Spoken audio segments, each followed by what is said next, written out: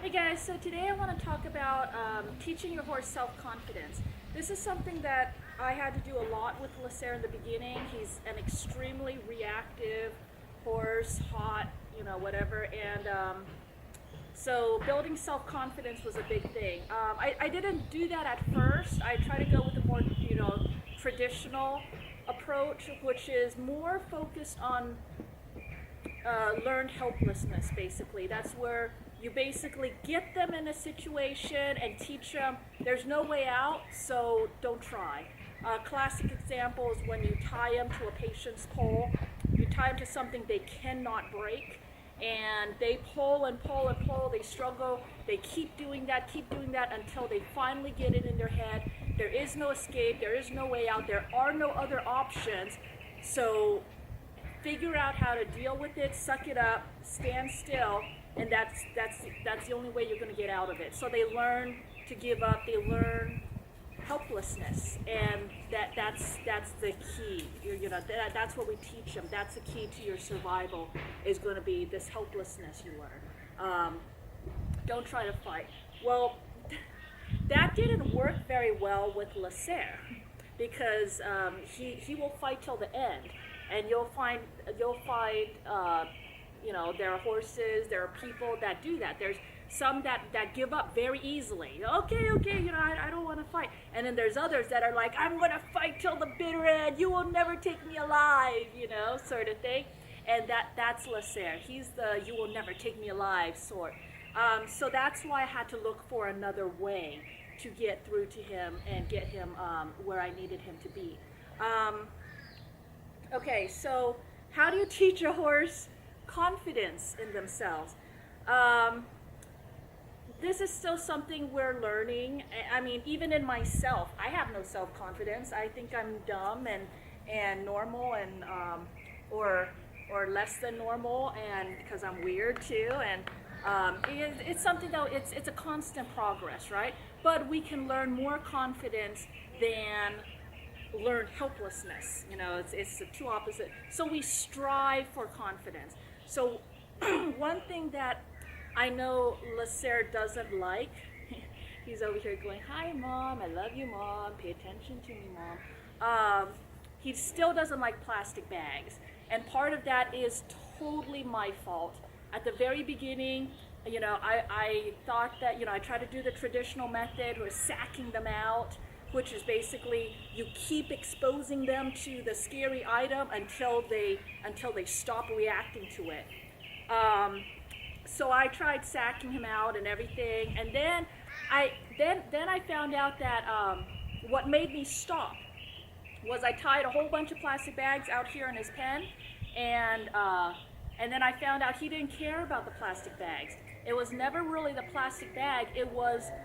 Then it made me think, okay, then what was it that he was so afraid of?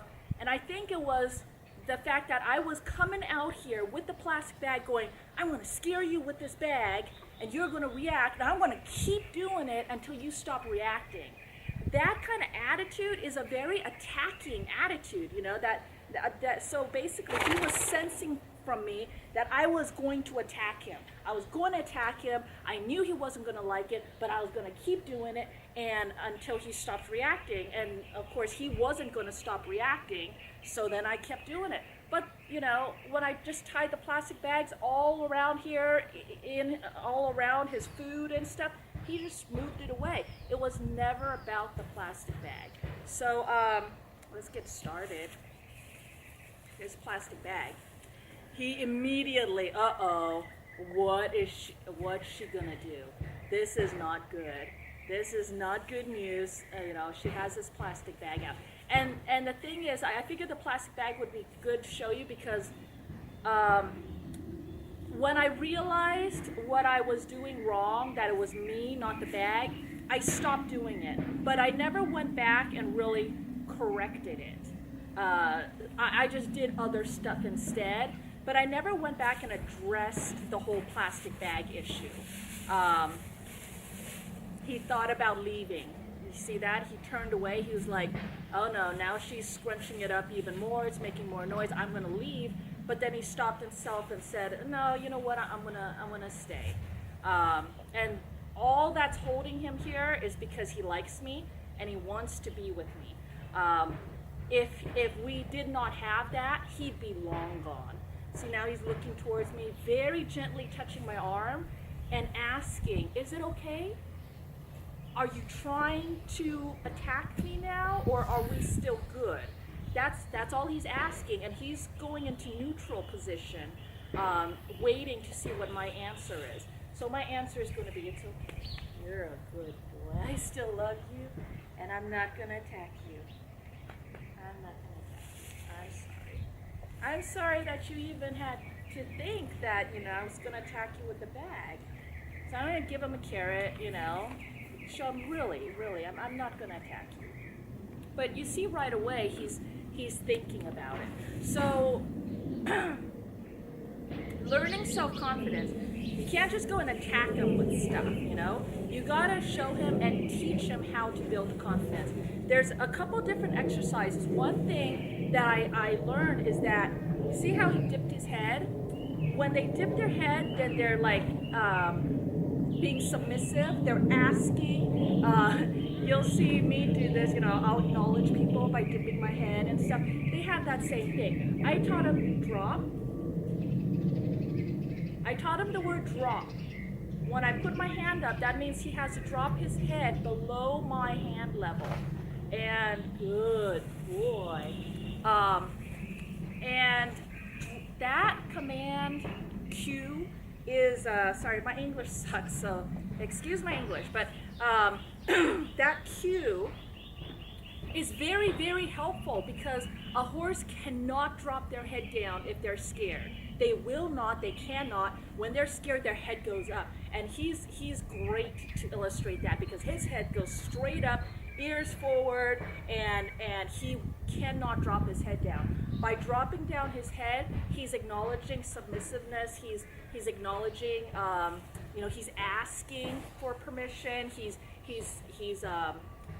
calming down as well. In order for him to drop his head, he needs to calm himself down to that level. Drop.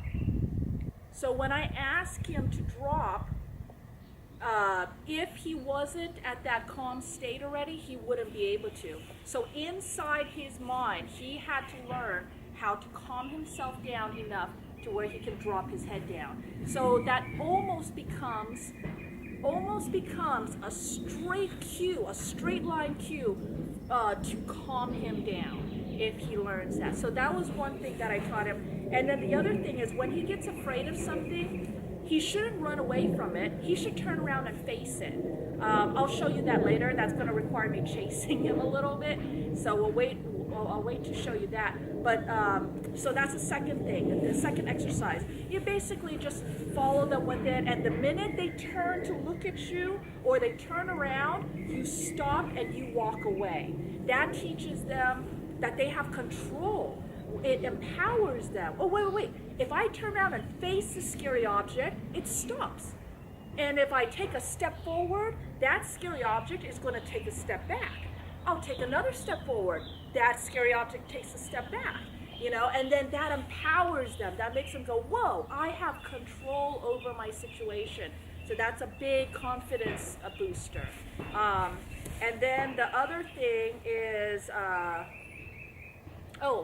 I taught him to touch things on command. So he'll touch scary things, and when he touches a scary thing, he gets a reward. This has been great out on trail. We ride up to a couch on the side of the road. He's all scared because he's never seen that couch before. And then he remembers, oh, wait a minute. One, if I stay and face it, I keep control of the situation.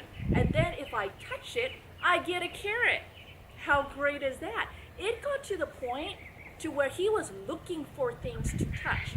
So it got to the point now he's not afraid of couches he's not afraid of anything, out on the trail and stuff.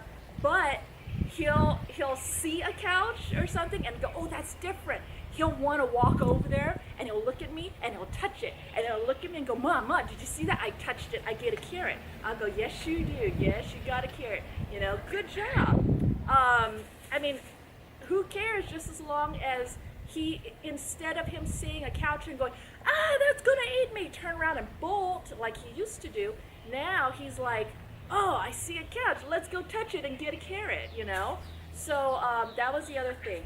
Oh, the good thing about teaching them to face their fear and then go towards it is that is also helping them to learn how to not bolt anymore. Don't bolt, because when you bolt, it's just going to get worse.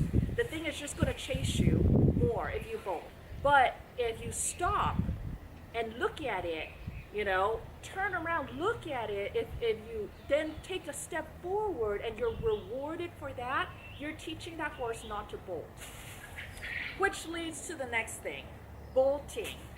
You know, I ride him bitless. I've ridden him bridleless several times all throughout here. And people always go, don't you worry about him bolting.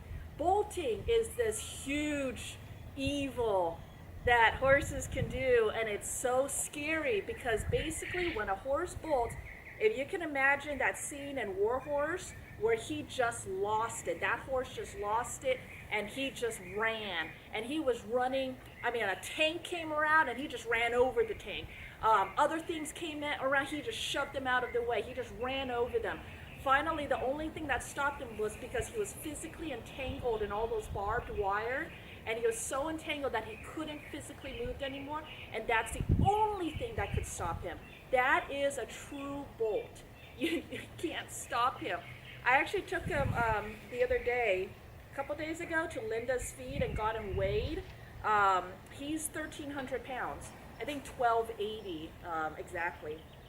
So, you know, 1,280 pounds, and he's pure muscle.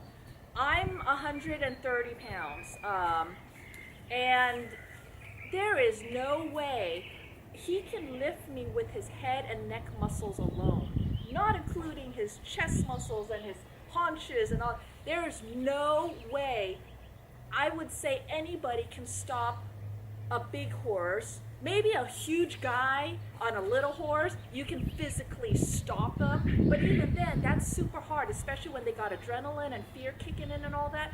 But, you know, there's no way for me to stop him. With a bit, with the most severe bit possible, with bitless, anything. So to me, that's like out the window. The only thing that can stop him is him himself. And the key thing is to not let him get there in the first place. So, what is a bolt? Do horses in the wild just bolt? If you see a herd of horses, and there's videos on this, you can watch to see how they react. Something scary comes up, like the alligator in Florida coming up to a herd of horses, and what happens? The stallion came up and charged alligator and started stomping on it and chasing that alligator away. As the alligator and the stallion were fighting, the other horses, you'll see a second horse came up and was between the stallion and the fight and the herd. That horse was in the middle. I don't know if it was just curious or if it was like, I got your back, man, or what, but that was really interesting to see that. And then the herd was over here. And then at one point, it got kind of close or whatever. The herd got kind of spooked and they ran off. But if you watch them, they run and they circle around and then they come back. So they're a little bit further away, you know, close to safety, but they stayed near the herd. Herd mentality is to stay near the herd. Herd mentality is not to just bolt in a straight line, take off, have no clue where you're going or nothing.